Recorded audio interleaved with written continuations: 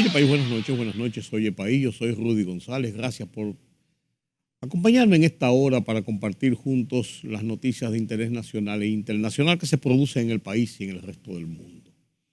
Muchas informaciones. Iniciamos ya lo que es la segunda parte del mes de febrero. Vamos caminando hacia la celebración de las fiestas patrias, 25 de febrero.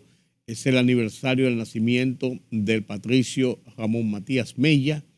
El 27 de febrero, el trabucazo de la Puerta del Conde, fecha que marca el inicio de la independencia de República Dominicana, 1844.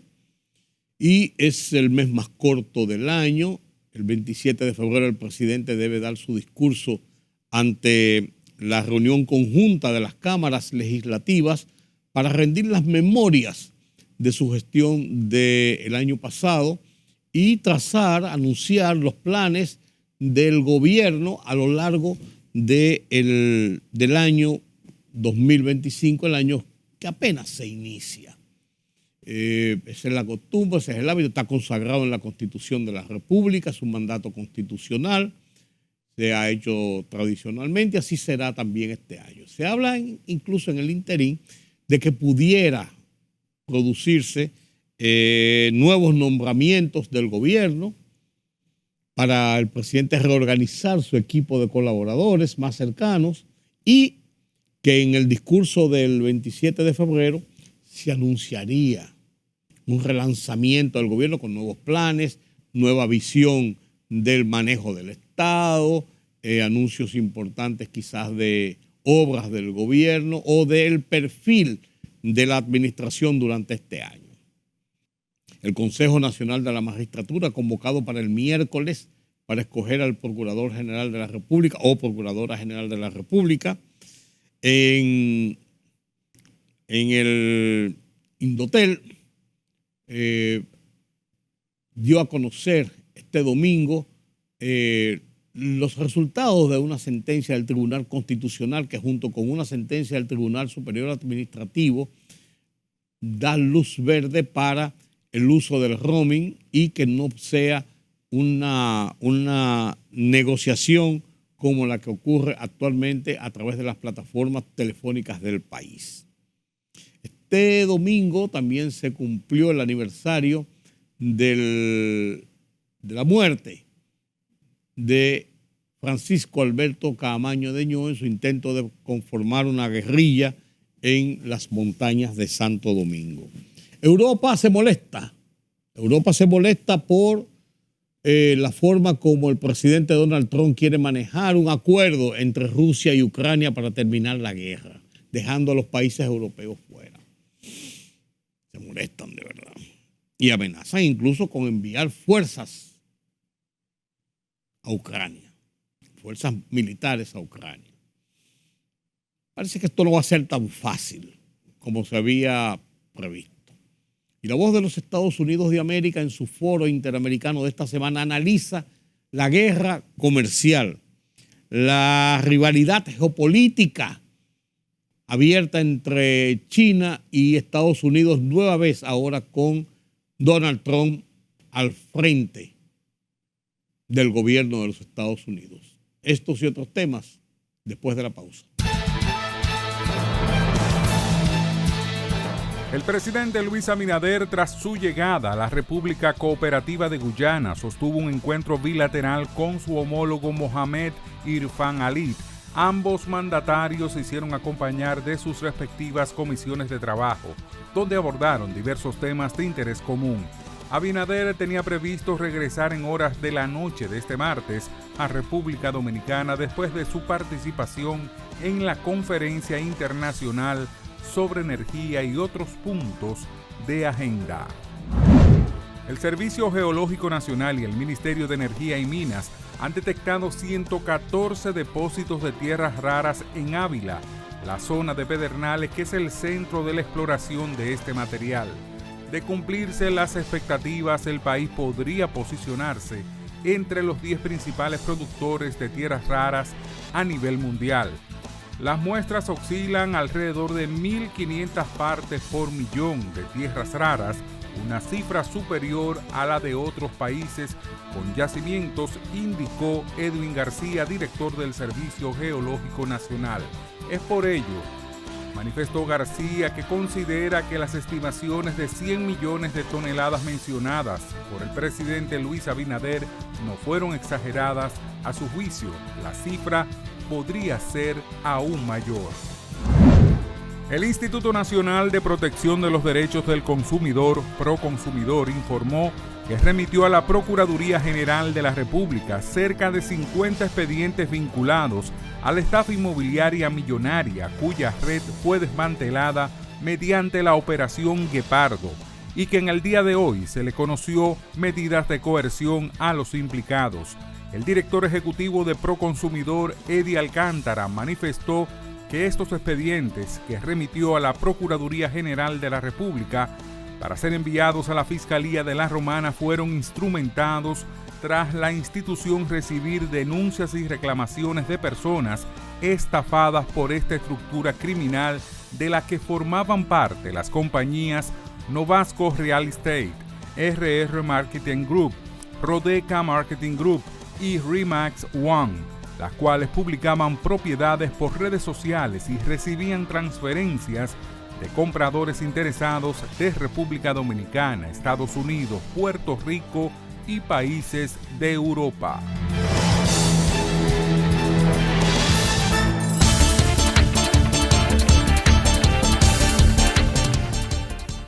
El ministro de Asuntos Exteriores de Rusia, Sergei Lavrov, ofreció una conferencia de prensa tras la finalización de las primeras conversaciones entre las delegaciones rusa y estadounidense en la capital saudita de Riad. Se trató del primer encuentro que mantienen altos funcionarios de ambos países desde que empezó el conflicto ucraniano.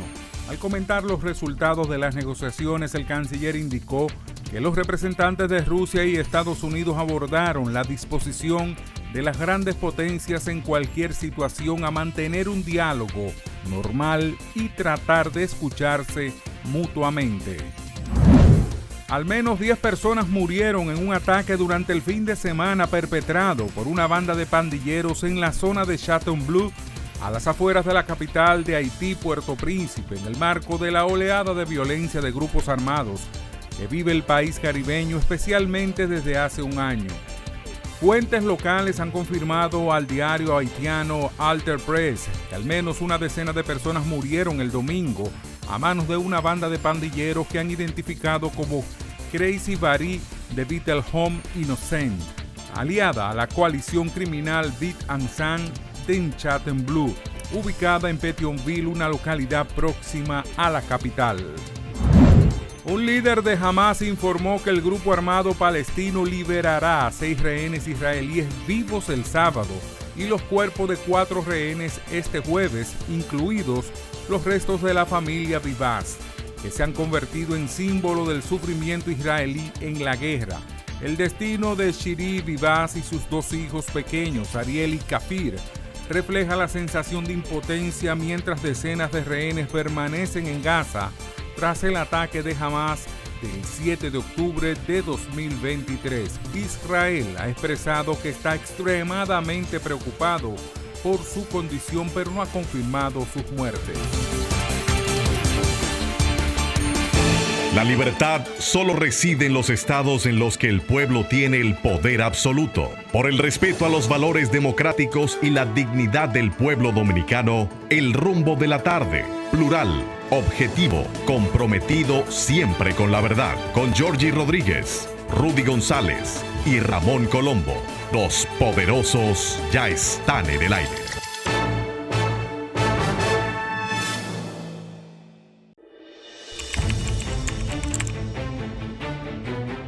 Periodismo de investigación, columnas, opinión, análisis, reportajes de fondo.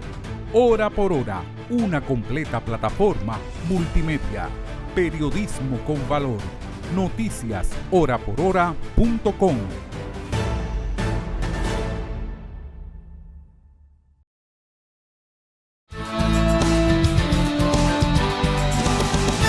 Este domingo 16 de febrero se cumplieron 52 años de la muerte de Francisco Alberto Caamaño Deñó, con lo que puso fin a un intento de establecer un foco guerrillero en las montañas de la cordillera central de República Dominicana, en una aventura que duró, llegaron el día 2 a Playa Caracoles, 3, 4, 5, 6, 7, 8, 9, 10, 11, 12, 13, 14, 15, 16, 14 días. 14 días.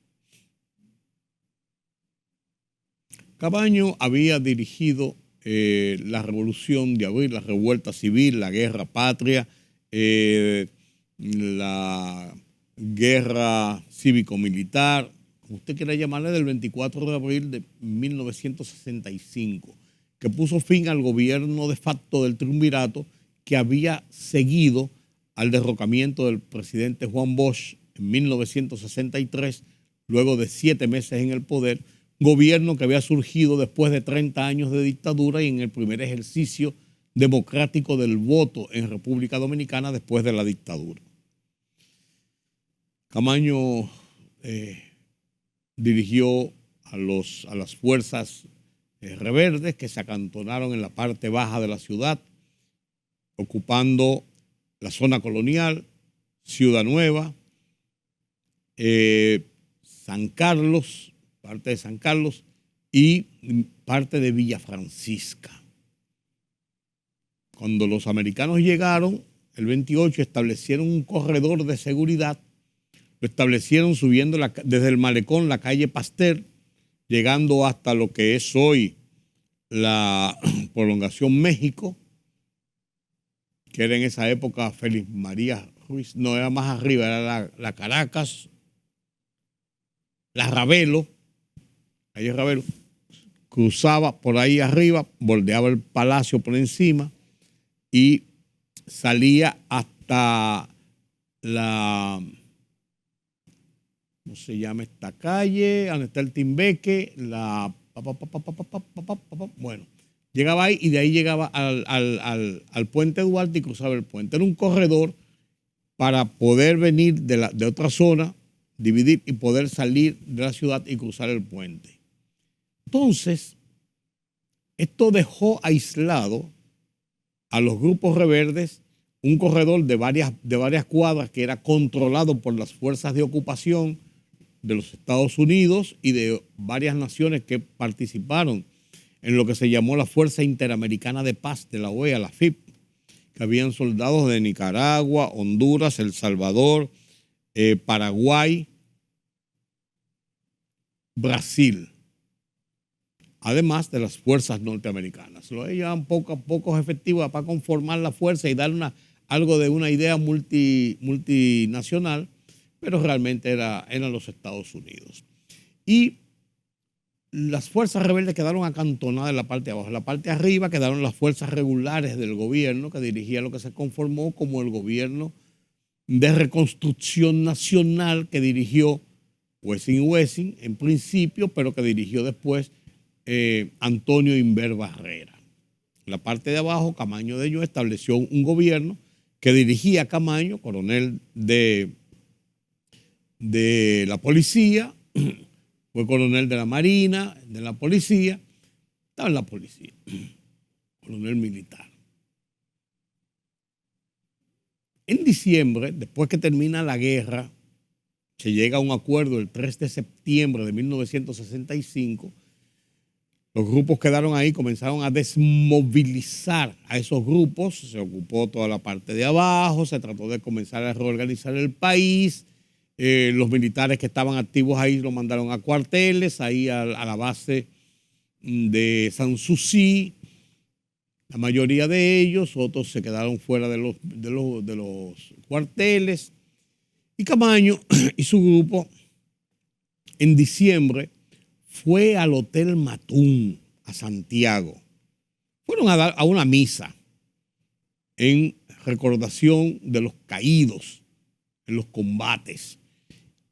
Y allá, estando en el Hotel Matún, cuando iban a participar en un desayuno, se armó un tiroteo, murió Lola Fernández, hubo varias bajas, eso fue un desastre el día entero, a tiro limpio, muertos, heridos, fueron helicópteros de Estados Unidos y sacaron a Camaño y su grupo.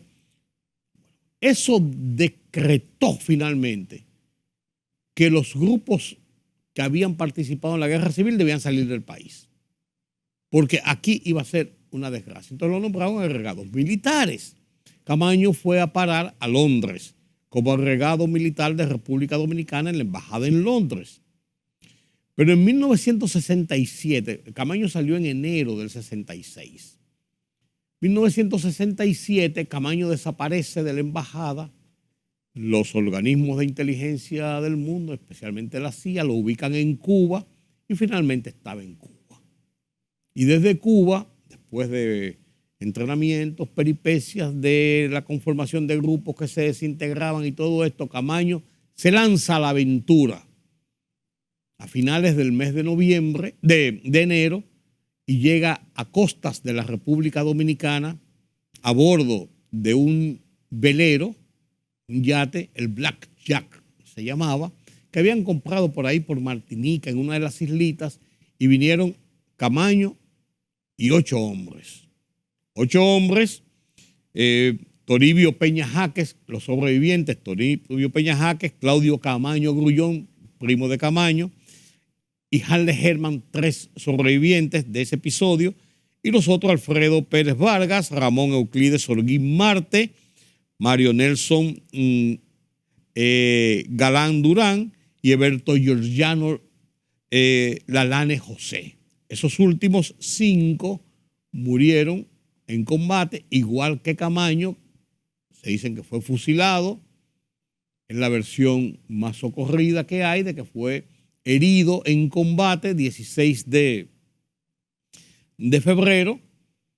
Fue herido en combate y que habría sido ejecutado allá en las montañas.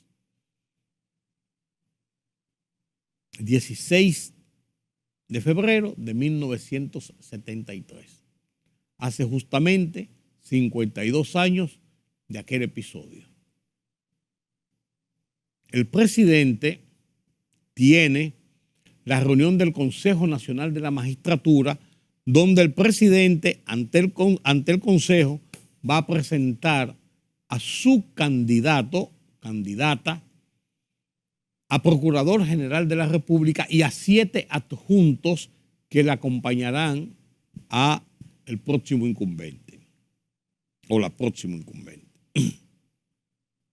El Consejo Nacional de la Magistratura está convocado para el miércoles en la tarde. Se va a reunir, va a tomar la decisión con los nombres que someta el presidente. Si hay alguno que se rechaza, someterá a otros.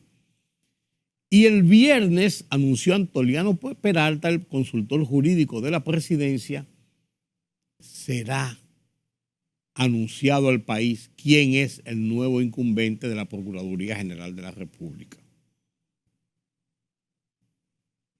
Entonces, se habla también en ese entorno en que el mismo viernes o el sábado o el domingo, o los días subsiguientes, o en ese entorno o el día anterior, se van a anunciar nuevos nombramientos de funcionarios, rotaciones, cambios, nuevos, unos que salen, unos que entran, del tren gubernativo, del equipo de colaboradores más cercanos del presidente de la República. Ya hubo unos cambios hace 2 semanas, donde se nombraron 4 nuevos ministros, movimientos, en algunos casos 4 nuevos ministros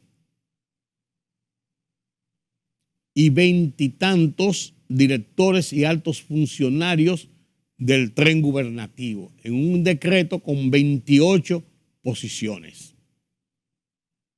Se hablaba de que es el inicio de algunos otros cambios para acomodar el tablero del gobierno, de dirección del gobierno, que se dice es el inicio de un relanzamiento del gobierno que sería anunciado en el discurso del 27 de febrero, que es la semana próxima, jueves de la semana próxima, cuando el presidente hable ante la reunión de las cámaras conjuntas como manda la Constitución en la fecha de la independencia nacional.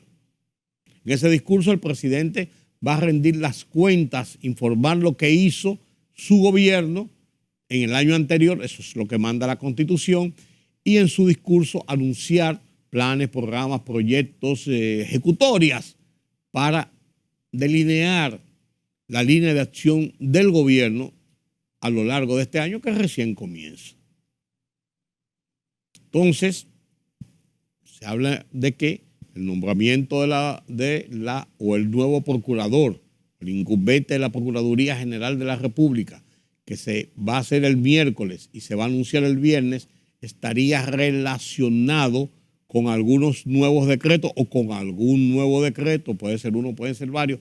Se ha dicho esto no es oficial, pues es muy socorrido en los pasillos palaciegos y de que se van a anunciar nuevos funcionarios para el tren gubernativo dentro de lo que es la alfombra que se tiende para ese discurso del 27 de febrero. Eso es lo que hay principalmente de cara a esta semana. Eso es lo que hay de cara a esta semana, que no cabe dudas, es una semana interesante. Es una semana interesante porque es ya donde el gobierno telegrafía, informa, anuncia, perfila hacia dónde va la gestión de gobierno. Eso es interesante. Miren, el Indotel dio a la publicidad una sentencia del Tribunal Constitucional y otra sentencia del Tribunal Superior Administrativo que le da ganancia de causa y rechaza una impugnación que hicieron las prestadoras de telefonía del país sobre el tema del roaming, del uso del roaming, el cobro por el roaming y las facturaciones en este sentido. Y esto, las prestadoras habían logrado establecer unos niveles de confiabilidad, de secreto, de que algunas cosas no podían darse a la opinión pública, no podían darse a conocer al público, porque eran parte del manejo intestino de los negocios del servicio telefónico. Pero esto rompe lo que es la obligatoriedad de un departamento oficial del gobierno de informar a la población sobre los niveles en las negociaciones en que se impliquen, aunque sean empresas privadas que estén manejando el otro lado, la otra cara de la moneda. Entonces, pusieron una suerte de advertencia en una acción a través del Tribunal Superior Administrativo y después a través del Tribunal Constitucional, cuando el Tribunal Superior Administrativo le falló en contra, para impedir que se diera a conocer estas cosas. Indotel dijo no. La ley faculta que la gente tiene que conocer lo que hay. Eso es así a grosso modo. Y en una conferencia de prensa este domingo, Guido Gómez Mazara, principal cabeza del Indotel, dio a conocer los detalles del tema y dio a conocer la decisión del Tribunal Constitucional que manda a que se sepa todo. Eso podría verse desde el plano de las todopoderosas plataformas de las empresas prestadoras de servicio como un desafío. Porque siendo los que manejan la totalidad, la gran cantidad, la mayoría de todo el sistema del servicio de telecomunicaciones, podrían estar indicando de que es como ellos quieren. Pero Guido Gómez Mazara ha dicho que no, que es como dice la ley. Y el tribunal dijo esto y vámonos con la ley. Eso podría verse como un desafío de parte de esas prestadoras todopoderosas y que podían iniciar, lo estoy advirtiendo,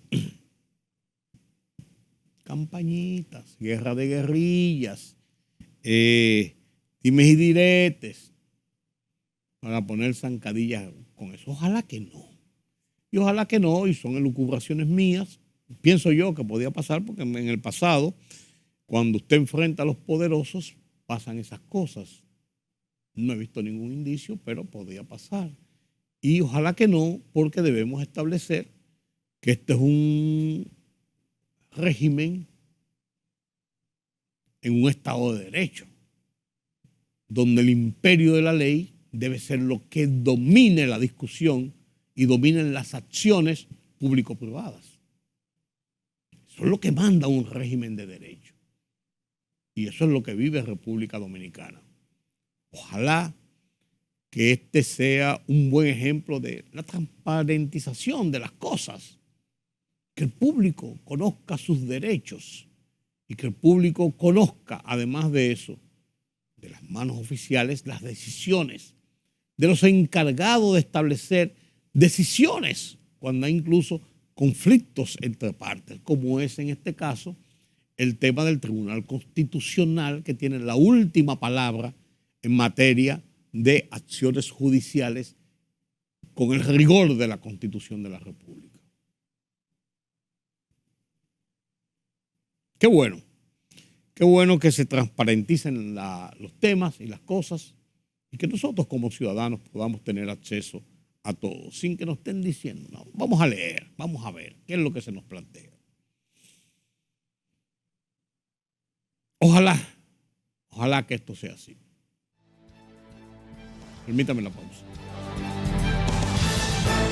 La libertad solo reside en los estados en los que el pueblo tiene el poder absoluto. Por el respeto a los valores democráticos y la dignidad del pueblo dominicano, El Rumbo de la Tarde, plural, objetivo, comprometido siempre con la verdad, con Georgie Rodríguez, Rudy González y Ramón Colombo. Los poderosos ya están en el aire.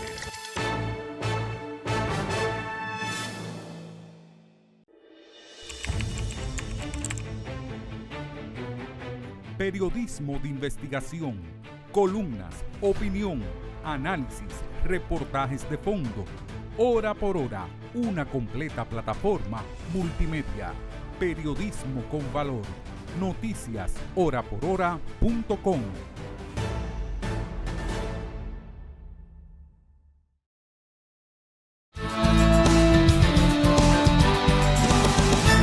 Gracias por continuar con nosotros aquí en Oye País. Europa está con pintura de guerra porque Trump ha dicho que está negociando un acuerdo de paz entre Ucrania y Rusia, pero que la Unión Europea no tiene que meterse en eso ni nadie más, que son ellos dos y Estados Unidos que está propiciando eso. Primera reunión en los Emiratos Árabes Unidos, segunda reunión pactada luego para Estados Unidos, tercera reunión para firmar un acuerdo de paz. ¿Y Europa qué? Entonces, Emmanuel Macron, presidente de Francia, convocó al liderazgo europeo, a los presidentes y jefes de gobierno europeo, a una reunión en París para plantearles, señores, pero esto es Europa. Europa, después de una guerra tan devastadora de más de un año, que ha costado más de 100.000 muertos, que nos ha afectado económicamente, nos ha afectado en nuestra vida, en nuestros ejercicios políticos y sociales, porque ha afectado a todo el continente. ¿Cómo es que ahora, no, que se va a negociar una cosa y nos dejan de lado a nosotros? Nosotros tenemos que participar, ser parte activa en estos acuerdos, en estas negociaciones. Se pusieron pintura de guerra, y ahí está en Europa y está advirtiendo que si quieren hacer una imposición de Rusia sobre Ucrania en estas negociaciones, porque dicen que Putin y Donald Trump son amiguitos, entonces ellos están en disposición, si Ucrania así lo decide, de enviar fuerzas militares de países europeos a Ucrania. Y eso sería la prolongación de la guerra, sería quizás nuevos enfrentamientos y un involucramiento mayor del espectro que se ha concentrado bélicamente Rusia, Ucrania, que incluso son fronteras. ¿Qué va a pasar? Vamos a ver. Pero Europa está en pie de guerra. Como también está en pie de guerra China y Estados Unidos en sus relaciones luego de la llegada de Donald Trump al poder. Y hay tensiones económicas, básicamente. Los chinos no están metiéndose mucho en problemas políticos, pues sí geopolíticos, de la expansión de China hacia nuevos mercados, incluyendo América Latina. La Voz de los Estados Unidos de América analiza este tema magistralmente en uno de sus foros, Foro Interamericano, bajo el título China y Estados Unidos intensifican la rivalidad comercial y geopolítica. Un análisis que no se debe perder y que está en el tablero, así como está el tema de Rusia y Ucrania, así como está la situación en Israel, Hamas, Irán, así como están esas situaciones, está también las tensiones, aunque en una guerra geopolítica y comercial, China, Estados Unidos. Comparto con ustedes este conversatorio en el Foro Interamericano, dirigido por Gonzalo Abarca. Y con esto me despido de esta noche aquí en Oye País, con una convocatoria para mañana nueva vez para analizar temas de interés nacional e internacional. Yo soy Rudy González. Pasen un feliz resto de la noche. Participen de este debate de la Voz de los Estados Unidos de América. La rivalidad geopolítica entre Estados Unidos y China sigue escalando y con un fuerte énfasis en el comercio.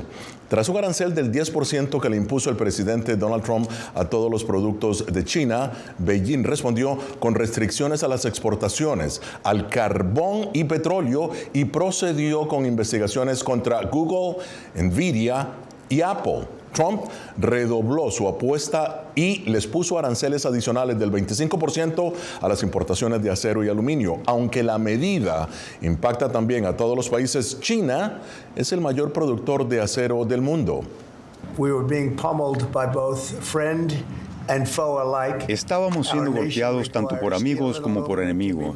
Nuestra nación requiere que el acero y el aluminio se fabriquen en Estados Unidos y no en tierras extranjeras. Necesitamos crear, para proteger el futuro de nuestro país, un resurgimiento de la manufactura y la producción en Estados Unidos como no se ha visto en muchas décadas.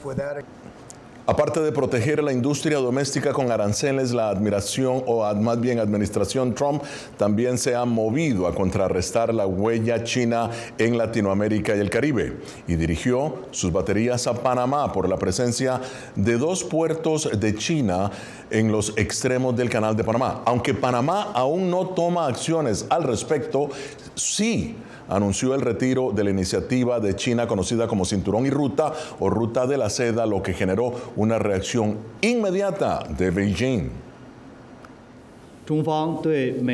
China se opone firmemente a las acciones de Estados Unidos de difamar y sabotear la iniciativa Cinturón y Ruta mediante presión y coerción, y lamenta profundamente que Panamá no renueve el memorando de entendimiento.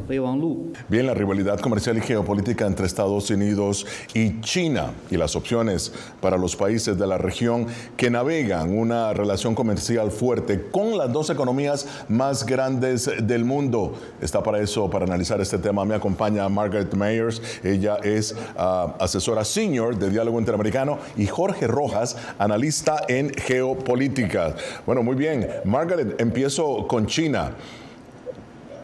China ha venido inundando, ¿no?, los mercados del mundo con acero a bajo precio, y ese ha sido uno de los puntos de tensión entre China y Estados Unidos. Miremos esta gráfica, Margaret, en la que vemos cómo China, aquí la tenemos, cómo China pasó de producir apenas 128,000 toneladas en 1990 a más de 1 millón de toneladas en 2024.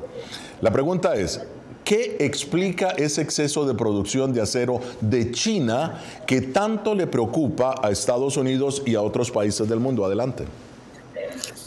Bueno, no, eso no es un problema nuevo, ¿no? Hemos visto evidencia de sobreproducción en acero en particular, pero en muchos otros productos por años, por décadas en algunos casos, ¿no?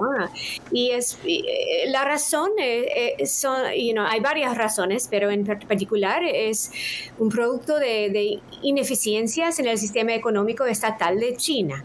Y ese ha sido un problema por, como dije antes, muchas décadas, y hemos visto evidencia o interés por parte del partido, del gobierno de implementar nuevas políticas para tratar de resolver ese problema, pero ha sido muy, muy difícil. Entonces ahora todavía hay una tendencia de exportar esa sobreproducción, y por parte por la zona y la ruta en algunos casos en 2015, 2016 vimos evidencia de la construcción de trenes y ferrocarriles usando esta sobreproducción para utilizar de manera más efectiva lo que están produciendo, pero en general ha sido un problema por muchos años y no han resuelto todavía.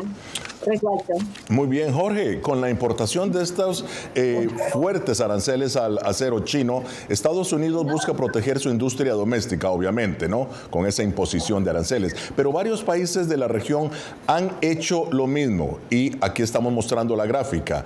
Por ejemplo, aranceles al acero de China en el 2024, estuvo Canadá, México, Colombia, Brasil. ¿Quién, en tu opinión, está ganando, quién está perdiendo en la apuesta de los países por contener el acero de China con aranceles? Bueno, finalmente China, como lo comentaba hace rato antes de entrar al foro, ha ido aprovechando muchos vacíos que se generaron en América Latina en materia de proveeduría, y el acero no ha sido una excepción. Ahorita veíamos la gráfica, vas a recordar en el año 2000 todo el roadshow que hizo el gobierno de China para comprar acero en mineral en América Latina, y pues bueno, se hizo de los principales yacimientos en Perú, en Bolivia, en Chile, en varios países. Entonces, pues bueno, hoy tiene un control muy fuerte. Sí, los países tienen que defenderse un poco, porque finalmente van a quedar a dos fuegos por parte del gobierno de Estados Unidos y el gobierno de China, con el cual tienen una fuerte dependencia comercial hoy en América Latina, en varios países. México inclusive tiene aunque su balance comercial es muy fuerte con Estados Unidos, ya tiene cifras importantes con China. Ya. Muy, muy importantes. Claro. Ahora, Margaret, ¿por qué entonces todos los países defienden tan agresivamente su industria del acero? Bueno, en el caso de América Latina, acero no representa una gran porción de las exportaciones totales. Depende del país, obviamente. Algunos exportan más que otros, pero simbólicamente son muy importantes, ¿no? Representan en algunos casos la mayoría de la producción, de la alta producción, ¿no? De la producción industrial de esos países. Aunque no es una industria que representa la gran parte de producto bruto, ¿no? Es todavía importante y ha sido por años, por décadas, del landscape económica, ¿no? de esos países. Entonces, por esta razón, vemos unas reacciones, unos aranceles hechos por países en América Latina, pero también en otros países también en el mundo.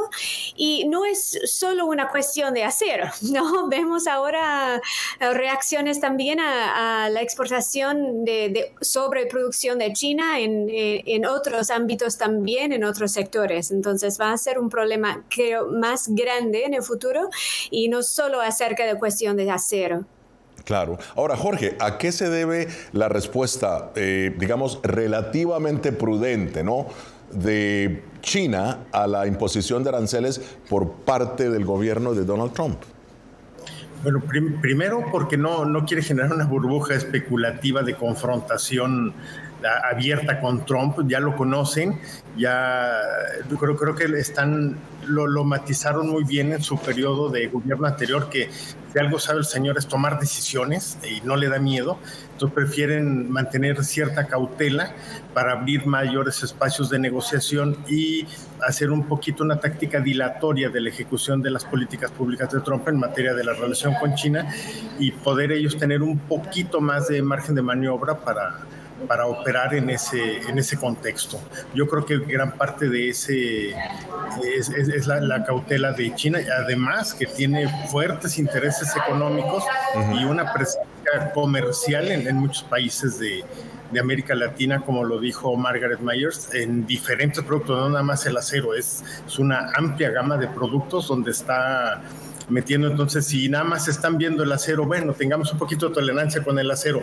Hay otro paquete de commodities, de productos ya altamente especializados que están entrando y no están en la mesa de negociación todavía. Entonces, la fuerte presencia de China en América Latina es vista en Washington como un desafío para la seguridad nacional. En ese sentido, Estados Unidos apuesta a reducir la influencia ganada por China en la última década y Panamá está en el centro de atención del presidente. De incumplir el acuerdo de neutralidad firmado durante el gobierno del presidente Jimmy Carter de Estados Unidos con Panamá, Trump considera que China controla el canal de Panamá y hace 2 semanas envió a ese país al secretario de Estado, Marco Rubio, para expresar al gobierno su preocupación y comunicarle su advertencia.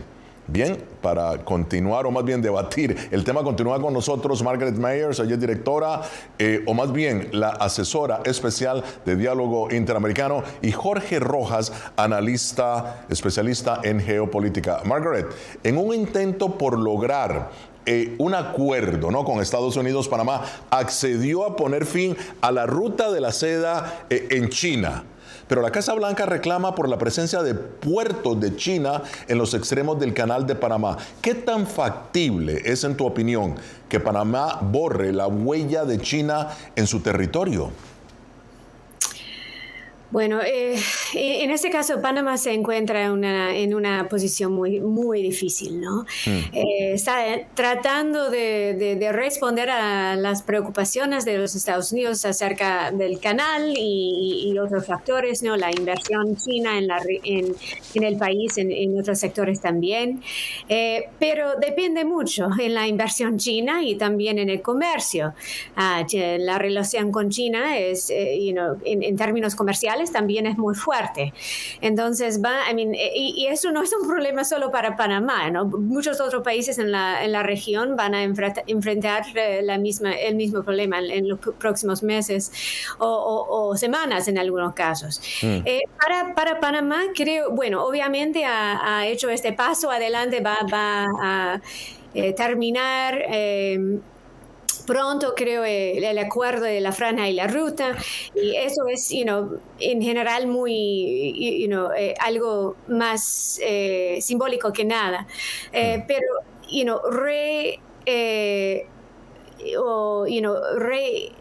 hacer algunos proyectos que ya han sido determinados va a ser súper difícil, y en algunos casos vimos un aumento muy rápido de inversiones en 2017 y 2018 después de que Panamá salió de su acuerdo o cortó relaciones diplomáticas con Taiwán. Algunos de esos proyectos ya han sido hechos, implementados. En otros casos han sido suspendidos o esperan más financiamiento, otras cosas.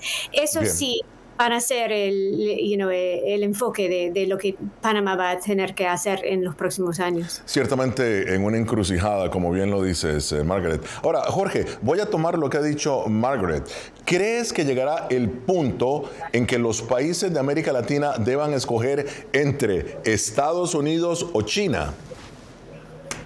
Pues bueno, más que tomar una decisión, van a tener que hacer una gran concertación con ambas naciones. Ahorita lo comentaba Margaret.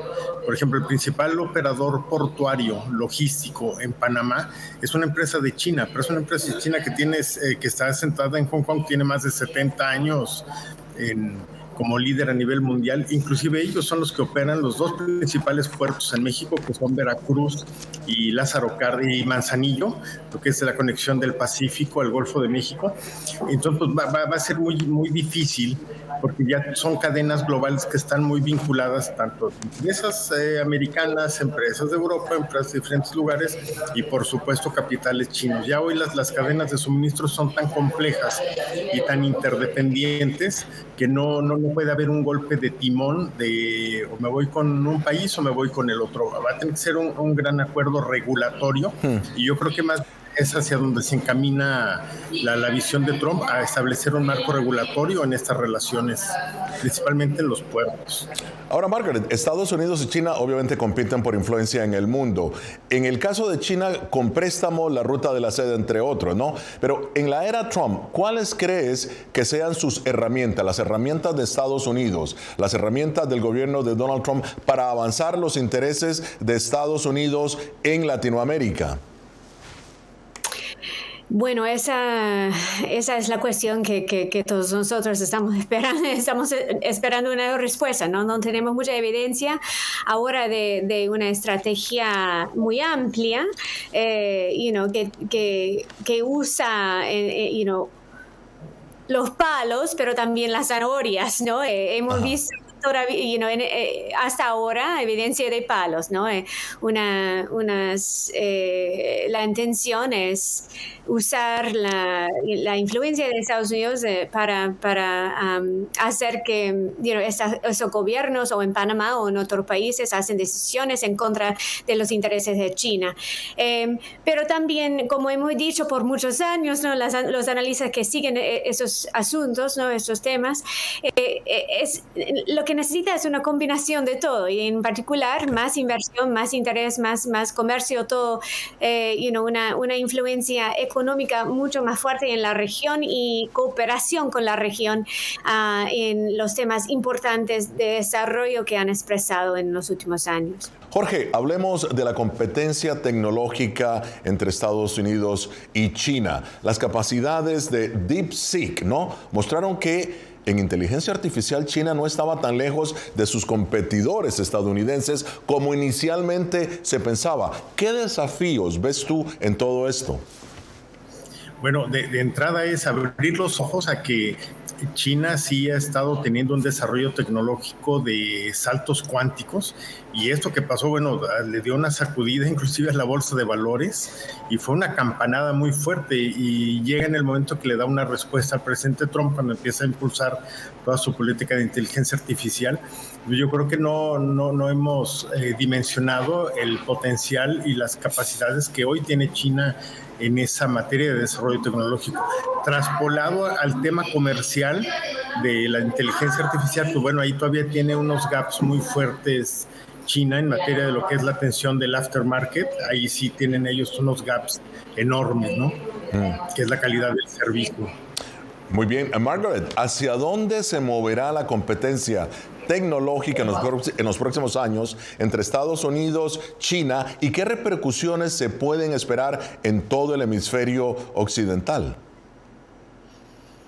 Bueno, en algunos casos, esta competencia puede presentar, soluciones o oportunidades para países en América Latina, si tienen estrategias, para implementar, nuevos proyectos utilizando estos productos y servicios. Pero en general vamos a ver más competencia entre no solo, China y Estados Unidos, pero China y compañías de otros países, de países de Europa, de Canadá, aún países en la región que especializan en estas tecnologías también. China tiene, los precios chinos son muy, muy bajos, artificiales. Claro. Muy competitivos. Tienen tanta influencia en estos sectores y vamos a ver mucha más competencia. Ahora, Jorge, ¿ves verdaderamente, Jorge, ves innovación en la inteligencia artificial de China o es solamente una copia de los desarrollados en Estados Unidos y a mejor precio? Todavía no hay algo que nos diga, wow, o sea, traen algo muy diferente a lo que se ha venido haciendo en Estados Unidos. A lo mejor ahí Taiwán sí pudiera dar una sorpresa, pero en el caso de China sí hay un tema de replicación. Lo que pasa es que lo hacen muy rápido, como decía Margareta, a unos costos bajísimos, y ahí es donde se genera una competencia desventajosa para los Estados Unidos. Pero la línea de innovación tecnológica sí todavía le queda a China un gap ahí considerable para ser el punta de lanza en materia de innovación tecnológica. Ahora, Margaret, ¿qué tan amenazantes son las investigaciones de parte de China por monopolio a empresas estadounidenses de tecnología? Bueno, son en la visa de Estados Unidos son muy amenazantes. Pero lo que vamos a ver es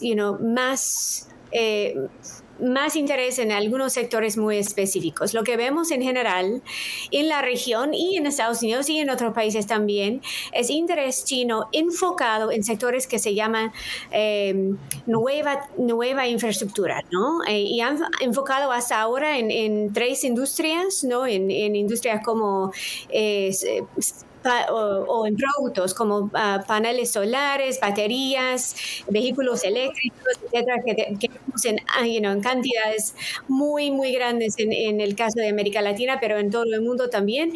Y en el futuro vamos a ver más enfoque, más interés, más apoyo para otros sectores también chinos, ¿no? Como el sector aeroespacial, fabricación de maquinaria, farmacéutica. Estos tienen implicaciones también para lo que, para algunos países de América Latina que tienen presencia en estos sectores. Entonces vamos a ver una concentración en los próximos años que hemos visto ya por los últimos 5 y va a tener implicaciones muy grandes, muy importantes para todos, incluso el país. Región. El secretario de Estado Marco Rubio realizó hace 2 semanas su primera gira por Centroamérica, incluyendo Costa Rica, país que le expresó a Rubio el interés de seguir atrayendo a las empresas estadounidenses de la cadena de suministro de los semiconductores que están saliendo de China. El canciller de Costa Rica, Arnoldo André. Estamos confiados en que Estados Unidos va a seguir reconociendo a Costa Rica como un lugar seguro, parte de esa cadena de suministros. Y sentimos que la inversión de compañías norteamericanas en suelo costarricense va a continuar siendo bien vista por el gobierno de la nueva administración Trump. El canciller de Costa Rica aseguró que en materia de telecomunicaciones el país exige que los proveedores desplieguen tecnología tipo 5G de países que pertenecen al Convenio de Budapest contra el crimen cibernético. China no es miembro de ese convenio, por lo que su tecnología no tendrá ingreso en Costa Rica. Esa decisión fue respaldada por el secretario Rubio y aplaudida, por cuanto de esta forma Costa Rica le garantiza a más de 300 compañías norteamericanas haciendo negocios desde Costa Rica que van a tener redes seguras y confiables en cuanto a su comunicación. Era el canciller de Costa Rica, Arnoldo André. Llegamos así al final de esta edición de Foro. Nos vemos la próxima semana. Desde Washington les habló Gonzalo Abarca.